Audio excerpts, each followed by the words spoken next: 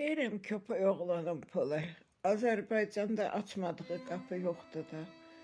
Məsələn, götürək bu Zülfüqarlı qardaşlarını. Vaxt var idi, hardasa 2011-2012-ci illərdə bunların əllərində nə var idi? Aldılar, verdilər Ramiz Mehdiyevin kürəkəninə. Bu kimi özləri idarə elədilər. Sonra Ramiz Mehdiyev vuruldu. Vurulandan sonra bunlar pullarını təzədən Azərbaycanda rüşvətlərini verdilər. İndi olublar Azərbaycanda ən hörmətli adamlardan, ən vesti adamlardan biri. Görün nə qədər onlar da şərəfsizlik eləyir ki, fəhləni belə işdən çıxardanda fəhlənin maaşına göz dikirlər.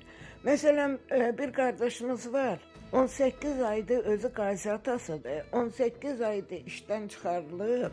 İndiki günəcən onun yerdə qalan 18 aylıq maaşı verilməyib. Məhkəmələrdə süründürülür.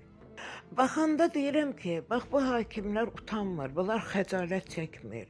Axı, bu Mustafa Sandalı toyuna gətizdirən, oğlunun toyuna gətizdirən biri Mustafa Sandalı Qaraqaş gözünə aşıq olub gəlməyib ki, aşıqsı ondan 1 milyon pul götürüb də gəlib.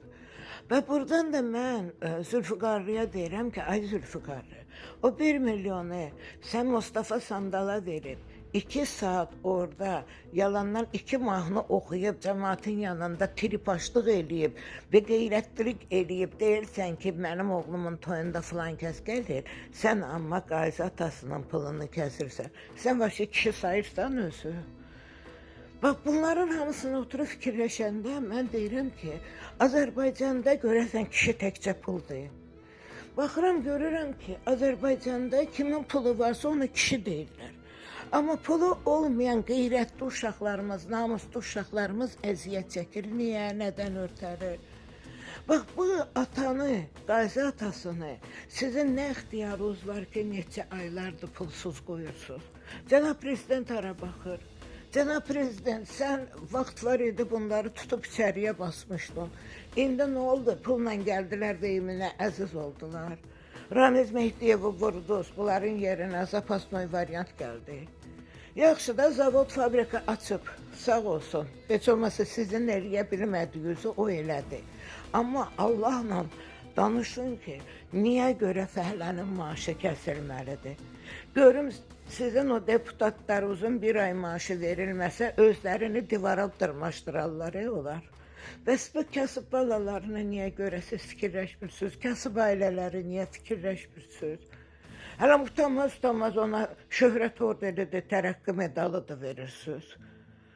Mən başa düşə bilmirəm. Axı bu fəhlələrin zəhməti bunların gözündən gəlsin. Onun oğlu gedib Səngərdə ölümlə üz-üzə dayananda bunun oğlu Porsche'də klas göstərirdi. Gedirdi, oğlu da vuruşuydu da. Onlar vuruşmur. Onlar sadəcə kasıbların qanını içir. Ayrı heç nə yoxdur. Ona görə də buradan qardaşımıza deyirəm ki, qardaşım, sənin haqqı yiyənin Allah burnundan ilim gətirsin. Sənin haqqı yiyənin heç xeyrini görməsin. Artıq nə deyə bilərəm ki?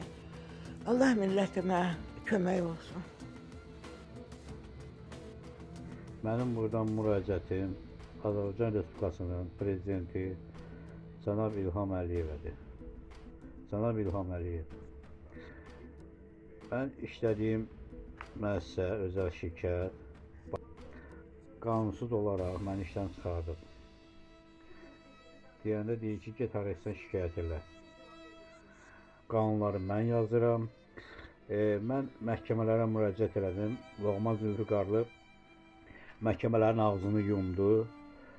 Hakimlər onun tərəfini saxladı. Baş prokurorluğa getdim. Baş prokurorluq da onu ilə bacarmadı. Baş prokurorluğa yazılı surətdə müraciət elədim. Məni çağırdılar.